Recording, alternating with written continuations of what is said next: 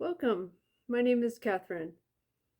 I recently went to a yard sale with my sister and I found a big shopping bag full of CDs and I picked out two and I'm going to share these with you today.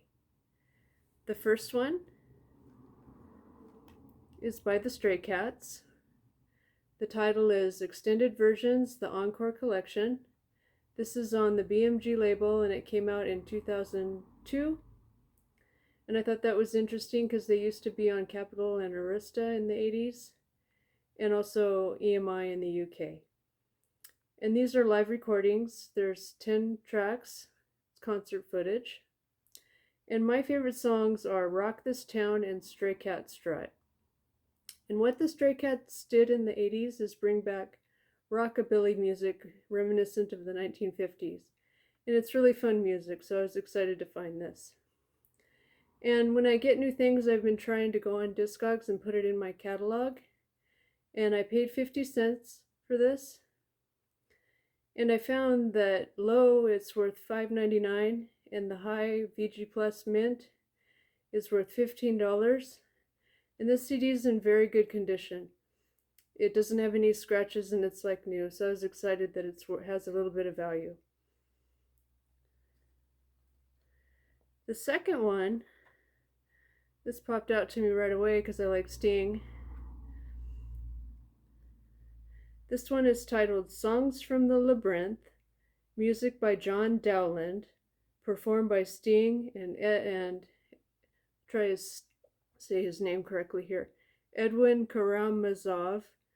He's a lute player from Bosnia. And I asked myself, who is John Dowland? Everything I need to know is in these liner notes. They're very detailed and Sting wrote about why he wanted to record these songs. So to give us a timeline, John Dowland is a late Renaissance songwriter and lute player virtuoso.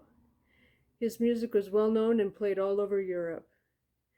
And the people who lived during that time, he lived during the reign of Queen Elizabeth I. William Shakespeare and Galileo were alive. And Sting describes this music, or at least the lyrics, melancholy, because he lived in melancholy times. There was political conflicts and also religious persecution.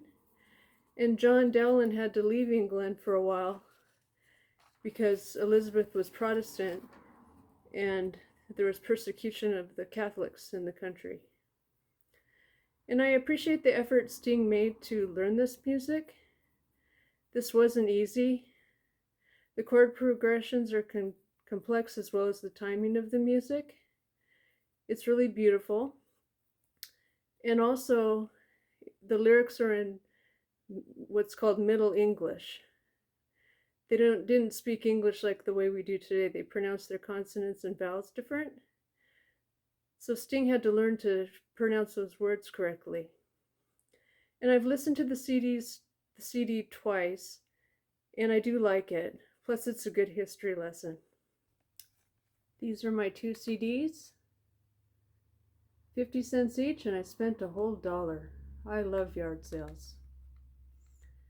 And I'm filming this video the day after my mom passed, and I want to say thank you for all the kind words on my post page. I am grieving. At times I cry just out of the blue.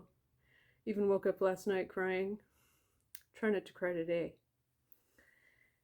But I want to just share some albums. I'm wearing my Sting shirt today, Nothing Like the Sun. I have this album on record and CD. And he wrote this album, when he was writing this album, his mom passed away and it's dedicated to her. So I've been thinking a lot about this album. And also, his follow-up to this, Soul Cages. This is dedicated to his father. His father passed away. And this is another good one that I didn't listen to any music yesterday other than quiet piano music when I was with my mom. But I probably will listen to this very soon. And I've talked about my mom a little bit on my channel as far as she was a music fan. She bought me a record player when I was 5, And I remember going to the store with her and we'd pick out 45s, and she had her own records, and she was a Beatles fan and had lots of favorite music she liked. She liked Blondie and the Eurythmics in the 80s, and my sister, mom, and I were always buying music, and I thank her for her influence, and it's probably why I'm the way I am today. And I also want to share, she had Alzheimer's disease. She was diagnosed in 2016. We called it dementia at first, but the way it progressed, we and the nursing staff probably considered it as being Alzheimer's because it's progression. And I'm very grateful she was in a good care facility that took really good care of her, a memory care center, and they knew what they were doing. And it was a wonderful place with lots of activities and things for them to do. And this last year in 2025, the year we're in now, she received hospice care, and I've never experienced this before.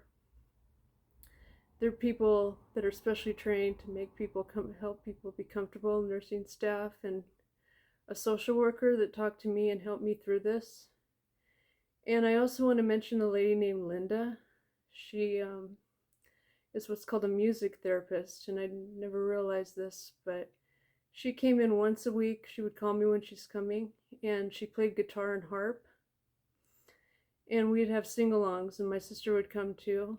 And I got the phone call Tuesday the 9th, that my mom was going to pass.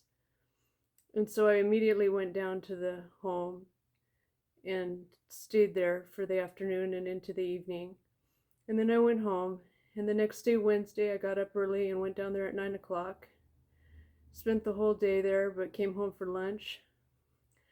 And I got a phone call from Linda when I was having lunch, and she said, "Do you want me to come play music today?" And I was shocked. I'm like, did you know that my mom's not doing well? And she said, "Yes, I do." And she said, "It's okay to play music. We'll just play calm music." So Wednesday afternoon, my sister and I went down there. She played the harp, and she played a few popular songs. We played the Garden song that John Denver sang. And we also played Bridge Over Troubled Water. We sang it. And then I went Thursday morning, stayed with her, and that's when she passed. So I just need to talk about that. I like to have fun, but some things in life are just not fun. And some things are very hard. I thank you for listening today. And please leave comments about the albums I found at the yard sale. Take care, and I'll see you in a future video.